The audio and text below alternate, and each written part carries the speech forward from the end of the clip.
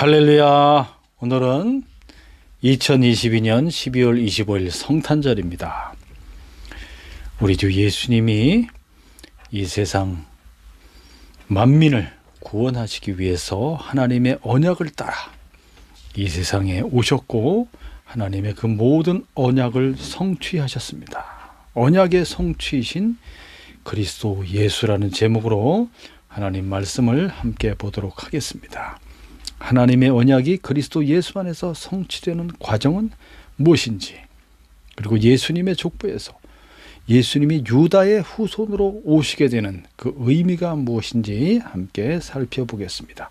하나님의 아들 예수 그리스도를 통해서 구원하시는 그 의미가 어떤 것인지 말씀을 보도록 하겠습니다. 먼저 마태복음 1장에 예수님의 족보, 예수님의 계보를 한번 읽어보겠습니다. 1절부터 읽어봅니다. 시작. 아브라함과 다윗의 자손 예수 그리스도의 계보라. 아브라함이 이삭을 낳고 이삭은 야곱을 낳고 야곱은 유다와 그의 형제들을 낳고 유다는 다말에게서 베레스와 세레를 낳고 베레스는 헤스론을 낳고 헤스론은 람을 낳고 람은 아미나답을 낳고 아미나답은 나손을 낳고 나손은 살몬을 낳고. 이어서 보겠습니다. 5절부터 시작. 살몬은 라합에게서 보아스를 낳고 보아스는 루sek에서 오벳을 낳고 오벳은 이새를 낳고 이새는 다윗 왕을 낳으니라. 다윗은 우리아의 아내에게서 솔로몬을 낳고. 이렇게 쭉 내려가서 16절 시작. 야곱은 마리아의 남편 요셉을 낳았으니 마리아에게서 그리스도라 칭하는 예수가 나시니라. 이렇게 예수님의 족보를 마태복음에서는 마리아의 남편인 요셉의 족보가 되겠습니다. 자, 그리고 누가복음 3장 23절부터 38절에 보면 여기에 나오는 족보는 바로 마리아의 족보입니다. 예수님을 낳은 예수님의 어머니 마리아의 족보가 되겠습니다. 어디에서 갈리게 되냐면 바로 다윗 왕의 그 아들 때에서부터 이제 이 족보가 갈려지게 되는 것입니다. 밧세바를 통해서 낳은 아들이 4명 있었습니다.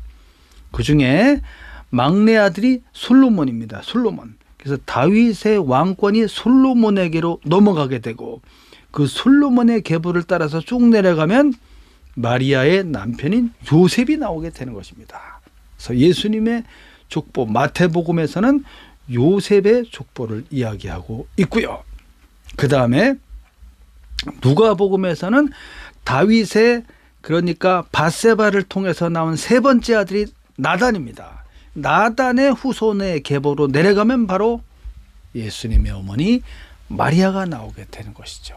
요셉과 마리아가 다 다윗의 후손인 것입니다. 그러므로 하나님의 아들 그리스도 예수가 마리아, 남자를 알지 못하는 처녀인 마리아의 몸에서 성령으로 말미암아 잉태되어 인간으로 세상에 태어나시게 되는데 다윗, 아브라함과 다윗의 후손으로 미리 하나님께서 언약하신 그 언약대로 아브라함과 다윗의 후손으로 하나님의 아들 그리스도 예수가 정확하게 인간으로 탄생하시게 된 것입니다.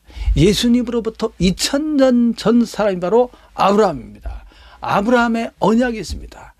내가 너를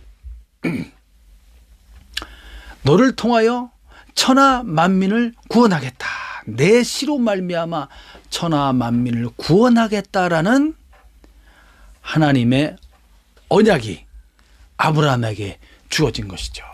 자, 그리고 아브라함 뒤로 1000년 후의 사람이 다윗이죠. 다윗. 그러니까 예수님으로부터 1000년 전 사람이 다윗입니다. 다윗 왕에게도 하나님께서 언약을 주셨습니다. 네 아들 내 씨를 통해서 성전을 짓게 할 것이며 나는 그의 아버지가 되고 그는 내 아들이 될 것이며 네 후손 그 나라와 그의 왕권이 영원할 것이다. 이렇게 이제 언약하시는 장면이 나옵니다. 그 다윗의 그 아들인 그 씨는 솔로몬을 말하는 것이 아니라 예수님을 말하는 겁니다. 예수 그리스도. 왜냐하면 그의 왕권은 영원하며 그의 나라가 영원할 것이라고 했기 때문에 이 세상 인간 나라는 영원하지 않습니다. 그래서 다윗의 그 씨는 솔로몬을 의미하기보다 후대에 오실 바로 메시아, 하나님의 아들 그리스도를 가리키는 겁니다. 자, 이 예수님의 족보 안에 특별히 유의해야 될 것이 무엇이냐면 바로 야곱이 이제 자식을 낳게 되는데 12아들이 있습니다. 그 중에 여기 마태복음 1장 2절에 보니까 야곱은 유다와 그의 형제들을 낳고 하면서 유다를 앞세웠습니다. 유다. 그 이유가 있습니다. 유다는 다말에게서 베레스와 세라를 낳고 하면서 이제 그리고 베레스는 헤스론을 낳고 이렇게 넘어가게 되죠. 유다가 이 다말은 유다의 며느리가 되겠습니다. 아니 어째 이런 일이 있을 수가 있나? 아니 며느리를 통해서 아들을 낳다니. 야, 그 내용을 한번 설명해 보도록 하겠습니다. 3페이지에 유다의 자손의 계보를 한번 보겠습니다. 자, 야곱이 12아들을 낳게 되는데 그 첫 번째 부인 레아에게서 낳은 아들이 4명 있습니다. 그 네 번째인 유다에게 장자권이 넘어가게 되는 거예요. 왜 첫 번째 아들은 루벤이 장자인데 그는 어떻게 된 거냐? 이 루벤 첫 번째 아들 이 장자가 야곱의 아내였던 야곱의 아내가 사실 4명입니다. 4명. 첫 번째 아내는 레아고 레아가 데리고 온 여종인데 그가 빌하입니다. 빌하. 아버지의 여인인 빌하를 이제 간통해서 이 루벤이 첫 번째 아들이 그런 짓을 저질렀어요. 아버지의 여인과 관계를 하는, 그럼으로써 아버지의 침상을 더럽히게 됩니다. 그래서 장자로서 고난이 박탈되게 되는 거죠.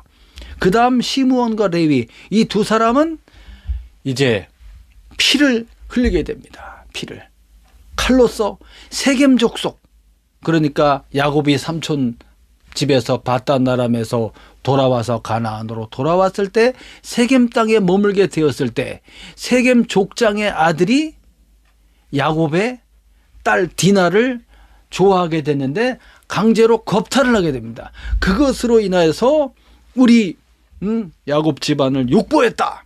참을 수 없는 분노로 시므온과 레위가 계략을 꾸며서 세겜 족속 너희들을 또 우리와 같이 할례를 해야 된다.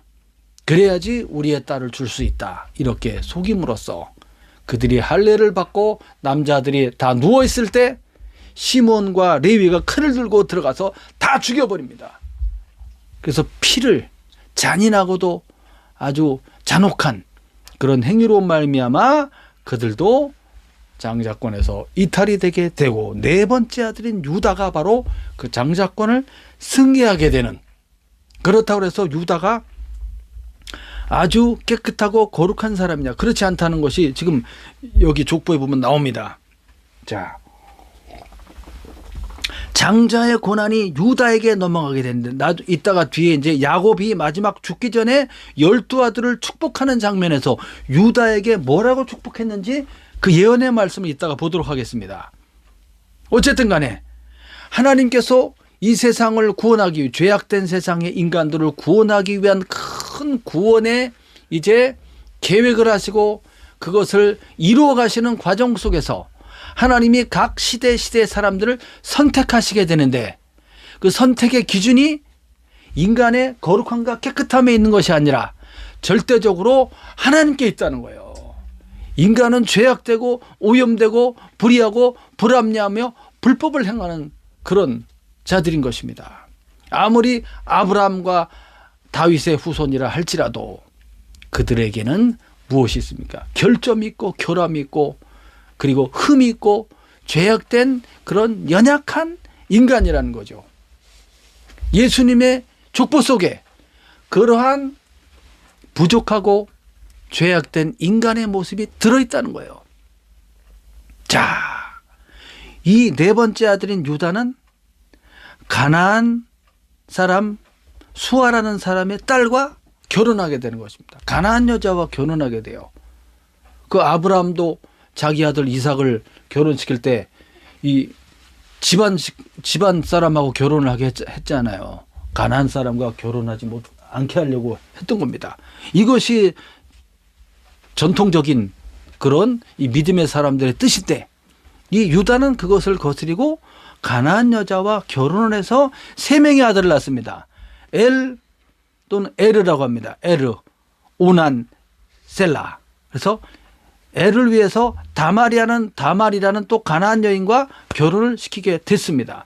그런데 이 엘이 하나님 앞에 아주 악을 행하여서 하나님이 그를 먼저 치셔서 데려갑니다. 그래서 다말은 자식이 없는 거죠. 그래서 이 가나안 지역에 이 결혼법이 있습니다. 뭐냐면 계대 결혼법이 있어요. 이것이 구약의 신명기에 하나님이 율법으로 주시게 됩니다. 나중에 뭐냐면 형이 아들을 낳지 못하고 죽었을 경우에 그 밑에 동생들이 형의 아내와 관계를 통해서 아들을 낳아줘야 될 책임이 있어요. 그래야지만이 후대가 이어지게 되는 거예요. 그런데 이 오난이라는 이제 이 둘째 아들이 다말과의 관계를 거부하게 됩니다. 그래서 아들을 낳아주지 않게 되는 거죠. 그래서 하나님이 그것을 악하게 보시고 오난을 치셔서 데려갑니다. 그러니까 유다 입장에서 봤을 때 아유 이러다가 막내 아들 셀라까지 죽겠구나. 근데 셀라는 아직 어렸어요. 그래서 다말한테 얘기합니다. 너는 친정집에 가 있거라. 막내가 어리니까 장성하면 내가 너를 다시 부르겠다라고 거짓말을 했죠. 그리고 보내놓고서 이제 깜깜무소식 그 사이에 유다의 아내가 죽게 됩니다. 그래서 유다가 외로운 나머지 이제 가나안 그 친구의 말을 듣고 딥나라는 곳으로 가서 이제 딥나의 여인을 만나서 외로움을 달래려고 갔는데 그 소식을 다말이 듣게 되는 거예요. 다말이 창기에 분장을 해가지고 딥나로 가서 자기 시아버지를 만나게 되고 거기서 관계를 해서 이제 아이를 갖게 되는 것입니다. 어찌 이런 일이 있을 수가 있는가? 유다도 황당해했죠. 알고 봤더니 그것이 자기가 뿌린 씨앗인 거예요. 그래서 일이 이렇게 된 것은 내가 잘못한 것이다 하면서 그 며느리에게 며느리의 허물을 덮어줍니다. 이것은 너는 정당한 것이었다라고, 네가 더 나보다 의롭다라고 말하게 되죠. 자, 이런 스토리가 예수님의 족보 안에 들어와 있다는 거예요. 족보 안에. 무엇을 의미하는 것입니까? 무엇을? 이 죄악된 인간들을 구원하시기 위한 이제 하나님의 계획하심인 것이죠. 그래서 그 족보 안에 이런 스토리가 들어와 있다는 거예요. 그래서 다말이 쌍둥이를 가져서 이제 낳게 되는데 큰애 세라가 먼저 손이 쑥 나왔어요. 그래서 큰아들이 나오는구나 하고 이제 쌍둥이이기 때문에 누가 큰아들 먼저 나오는 애가 큰아들이에요. 그래서 묶었어요. 줄을 묶었는데 다시 쑥 들어가더니 둘째 베레스가 팍 치고 나오는 거예요. 그래서 베레스가 사실은 둘째인 거죠. 둘째. 그런데 이제 하나님 예수님의 족보는 어디로 넘어가느냐? 세라에게 넘어가는 것이 아니라 베레스 쪽으로 넘어갑니다. 둘째 아들 쪽으로. 그렇게 넘어가서 이제 쭉 이제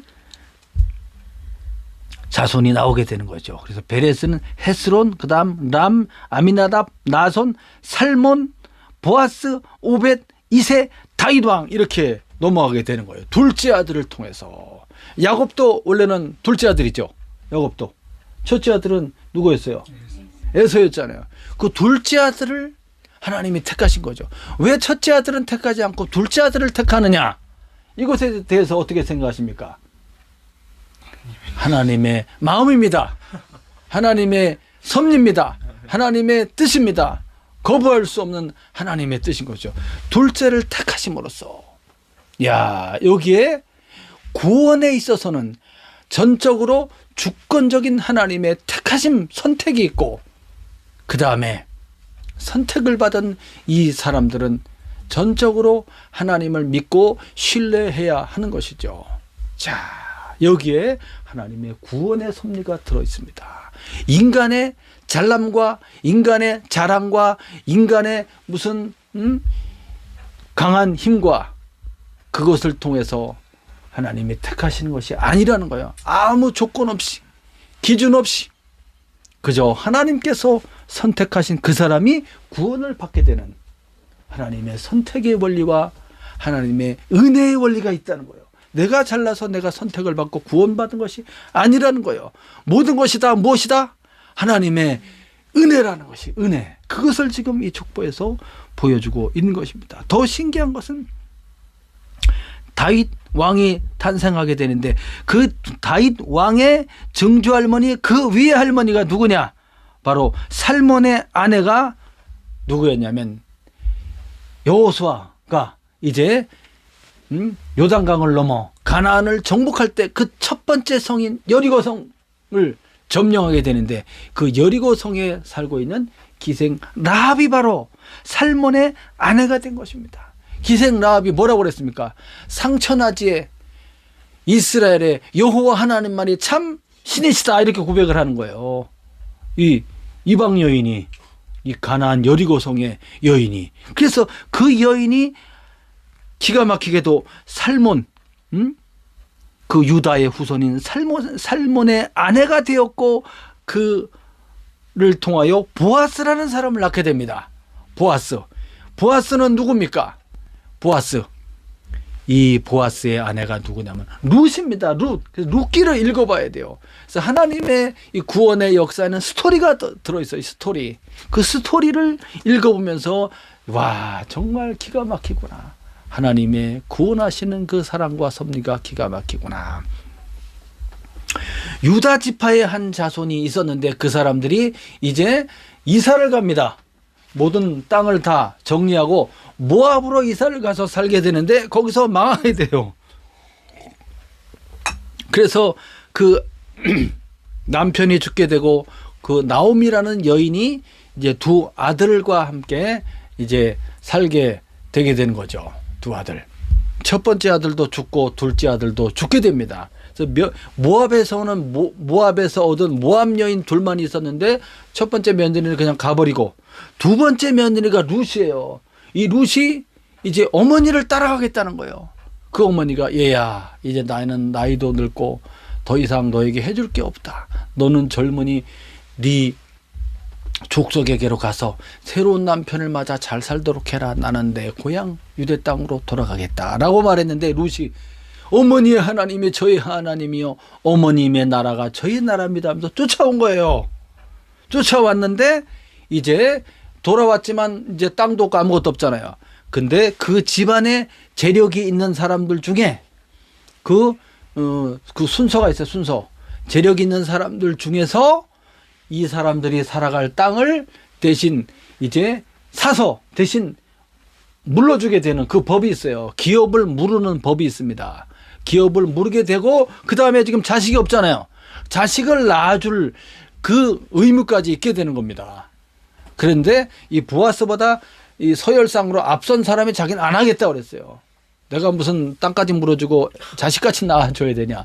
싫다고 그랬는데 보아스가 그것을 하게 됩니다. 왜냐하면 룻이 이제 보아스에게로 왔고, 보아스가 룻을 이쁘게 봤어요.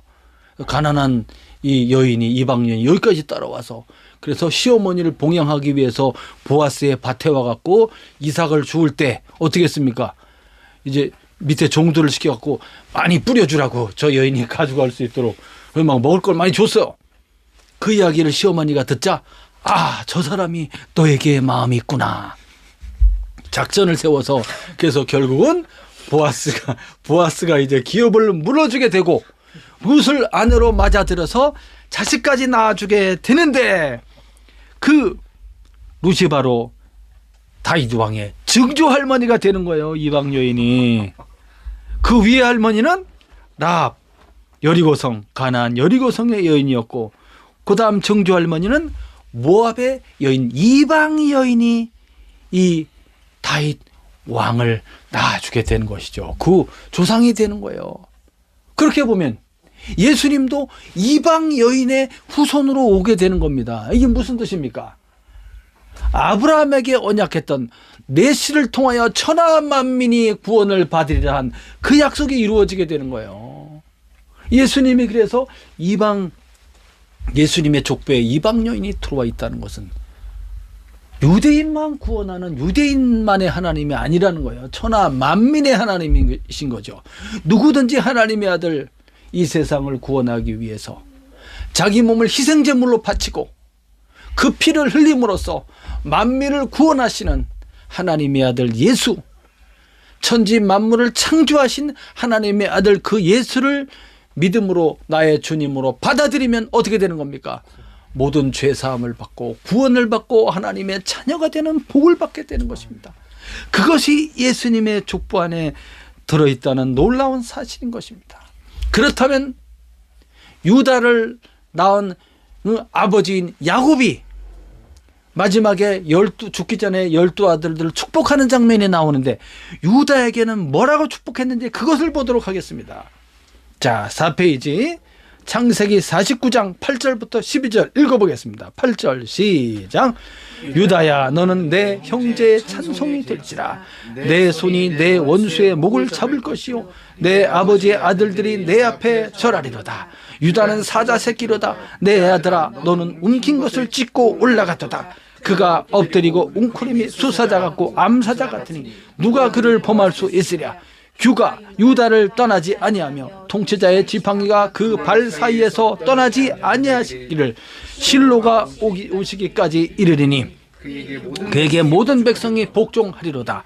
그의 나귀를 포도나무에 매며 그의 암나귀 새끼를 아름다운 포도나무에 맬 것이며 또 그 옷을 포도주에 빨며 그의 복장을 포도즙에 빨리로다. 그의 눈은 포도주로 인하여 붉겠고 그의 이는 우유로 말미암아 희리로다. 할렐루야.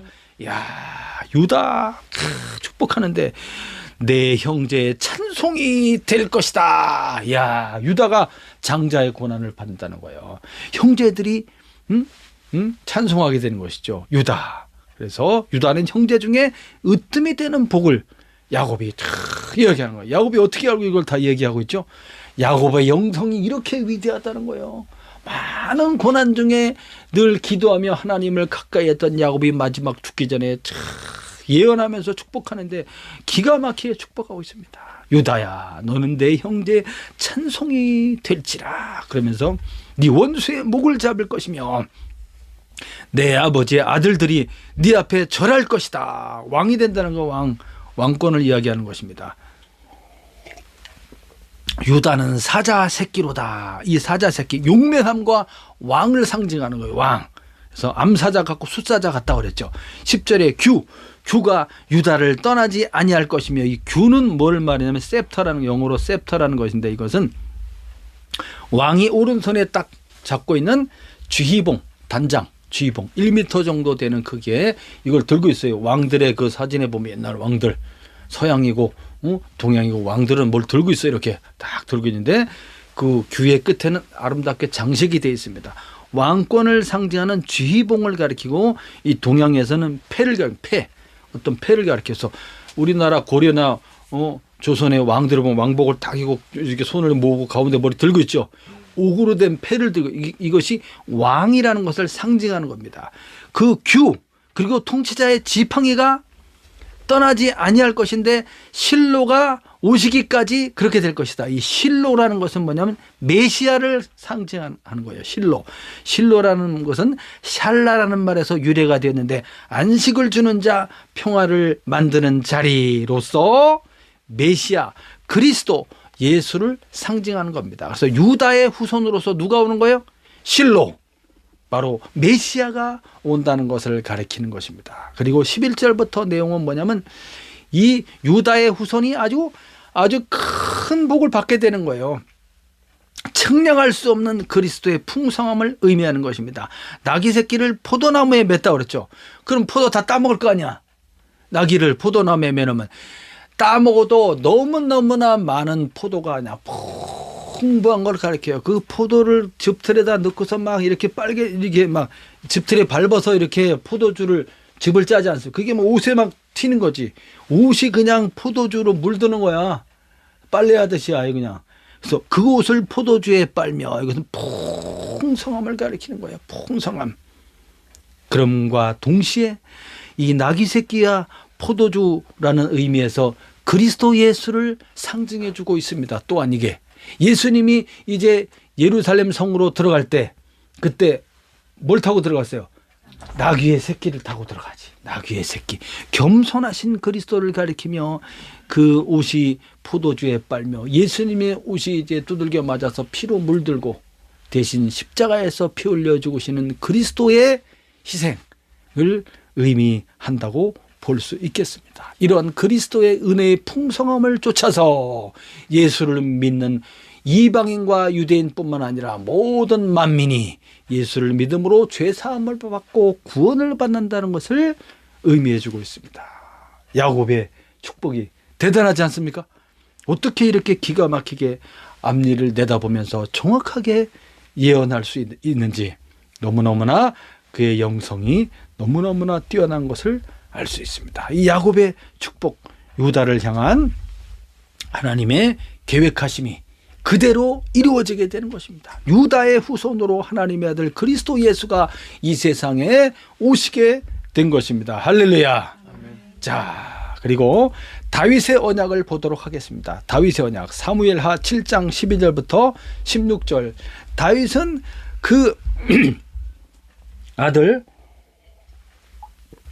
자, 이것은 다윗이 얘기한 것이 아니고 하나님이 다윗에게 언약해 주는 내용이 되겠습니다. 12절부터 시작. 내 수완이 차서 내 조상들과 함께 누울 때 내가 내 몸에서 날 내 씨를 내 뒤에 세워 그의 나라를 견고하게 하리라. 그는 내 이름을 위하여 집을 건축할 것이요 나는 그의 나라 왕위를 영원히 견고하게 하리라. 나는 그에게 아버지가 되고 그는 내게 아들이 되리니 그가 만일 죄를 범하면 내가 사람의 매와 인생의 채찍으로 징계하려니와 내가 내 앞에서 물러나게 한 사울에게서 내 은총을 빼앗은 것처럼 그에게서 빼앗지는 아니하리라. 내 집과 내 나라가 내 앞에서 영원히 보존되고 내 왕위가 영원히 견고하리라 하셨다 하라. 여기서 네 몸에서 날 내 씨는 가까이 보면 솔로몬을 의미하지만 길게 보면 하나님의 아들 그리스도 예수를 의미하는 것입니다.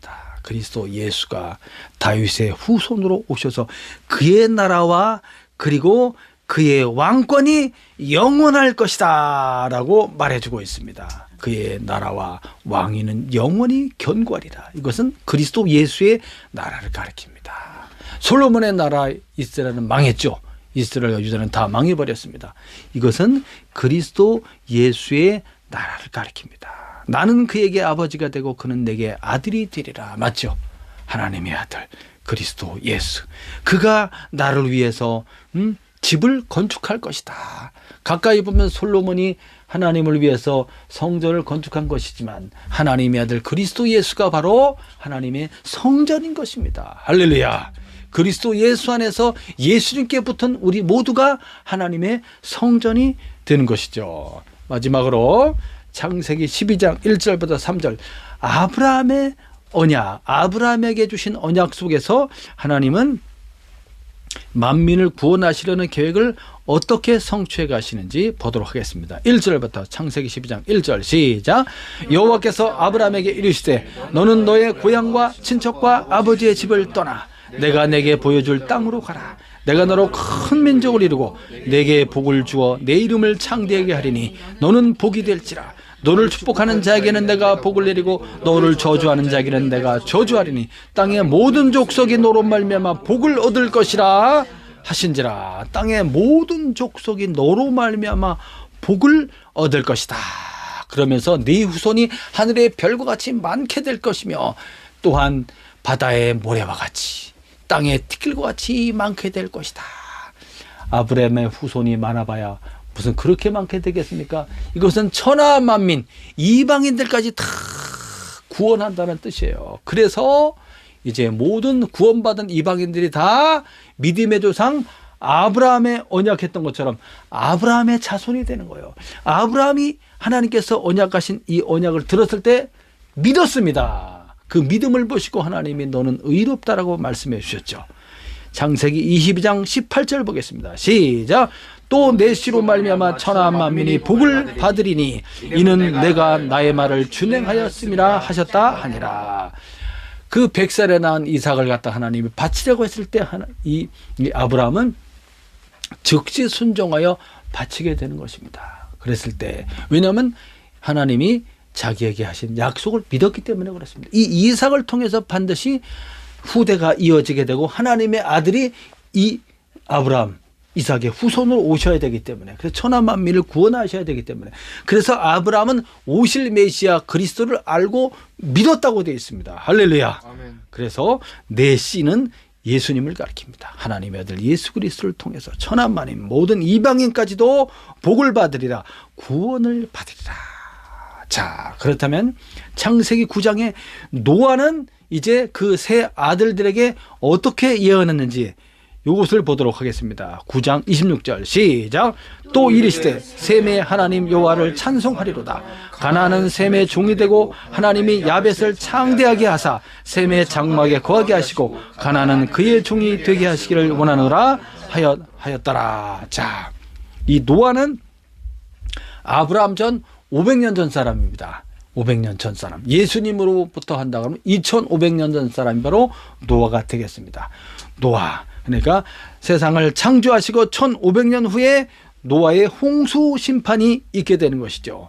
그리고 나서 이제 구원받은 그 노아의 8식구 중에 세 아들이 있지 않았습니까? 세 아들. 노아가 이제 포도 농사를 하고서 이제 포도주를 마시고 취해서 발가벗고 있었을 때, 그때 아버지를 비난한 사람이 바로 이 함이죠. 함의 아들이 가나안이야. 가나안. 이 가나안 족속들. 그 족속들은 저주를 받게 되는 것이죠. 저주를 받게 돼서 가나안은 셈의 종이 될 것이고, 이 셈과 야벳은 아버지의 이제 옷을 갖고서 이제 뒷걸음질을 해서 들어가서 아버지의 하체를 가려주게 되는 것입니다. 그 일이 있은 후에 이런 예언을 술이 깨고 나서 이걸 하게 되는 겁니다. 이 예언 속에 기가 막히게 섭리가 있어요. 하나님의 구원의 섭리가. 셈의 하나님 여호와를 찬송하리로다. 구원의 하나님입니다. 이 셈의 후손으로 바로 셈의 10대 손이 아브라함이에요. 아브라함. 셈의 10대 손. 아브라함을 택하시고, 그리고 아브라함으로부터 1000년 후의 사람이 바로 다윗이 되겠습니다. 다윗. 그리고 다윗으로부터 1000년 후에 하나님의 아들 그리스도 예수가 인간으로 세상에 들어오시게 되는 것이죠. 자, 이렇게 셈의 하나님 여호와를 찬송하리로다. 가나안은 셈의 종이 되고, 하나님의 놀라운 구원 계획을 이렇게 우리가 예수님의 족보를 통해서 보게 되었습니다. 어떻습니까? 구원하시려는 하나님의 놀라운 큰 계획을 하나님의 아들 그리스도 예수가 실현하시게 되는데, 그 전에 하나님께서 아브라함을 택하시고, 그리고 유다를 택하시고, 그리고 다윗을 택하시고, 이렇게 하나님의 택하심이 쫙 있었다는 거죠. 그 아브라함의 족보 안에 누가 들어있습니까? 바로 이방 여인들이 들어 있었습니다. 그리고 유다에게서는 그 며느리인 다말을 통해서 또 자식을 낳게 되지 않습니까? 이렇게 불완전한 인간의 그 인간사 속에, 그리고 이방인들의 그 여인들을 통해서 이렇게 다윗 왕이 탄생을 하게 되고, 그 후손으로서 하나님의 아들 그리스도 예수가 베들레헴에서 탄생하게 됨으로써 남자를 알지 못하는 그런 처녀인 마리아의 몸에서 하나님의 아들이, 거룩한 하나님의 아들이 인간이 되어 탄생하심으로써 세계 천하 만민을 구원하시기 위해 구속 사역을 완성하시게 되는 것입니다. 대신 십자가에 피 흘려 죽으심으로써 자기를 희생 제물로 드려서 그 피값으로 피를 흘림으로써 이제 모든 그 예수를 믿는 죄인들을, 이방인들까지 구원해 내시게 되는 겁니다. 예수를 믿는 그 모든 사람들이 그리스도께서 대신 피를 흘리심으로써 아버지 하나님이 자기의 아들을 바침으로써 우리 죄인들을 구원해 내시는 것입니다. 이것이 우리를 구원하시려고 하는 하나님 아버지의 구원의 열심이 되겠습니다. 우리를 사랑하시기 때문에 인간들을 다 죽여 없애버리면 하나님도 편할 텐데 제일 힘든 게 고쳐 쓰는 겁니다. 갖다 버리면 편하죠. 고치시고 그 아들 예수 그리스도를 희생하셔서 그 피를 흘림으로써 이 죄악되고 더럽고 망가지고 깨져버린 이 인간들을, 우리들을 다 새롭게 하셔서 거룩한 하나님의 자녀로, 아들로 삼으셔서 어떻게 하신 겁니까? 저 영원한 하나님 나라의 상속자로 세워서 하나님의 유일무이하신 독생자 그리스도 예수와 함께 우리를 하나님의 아들의 반열에 올리셔서 영원한 하나님의 나라 천국을 상속해 주시는 것입니다. 할렐루야. 이것이 바로 하나님 아버지께서 그의 아들 그리스도 예수를 통하여 그 구원의 언약을 성취하심으로써 우리를 영원한 기업으로 삼으시고 하나님 나라 영원한 천국을 우리에게 상속하시는 바로 그 하나님의 구원의 뜻이 되겠습니다. 이러한 의미에서 오늘 성탄절을 복되게 행복하고 기쁘게 보내시는 이 하루가 되시기를 예수님의 이름으로 축원합니다. 기도하겠습니다.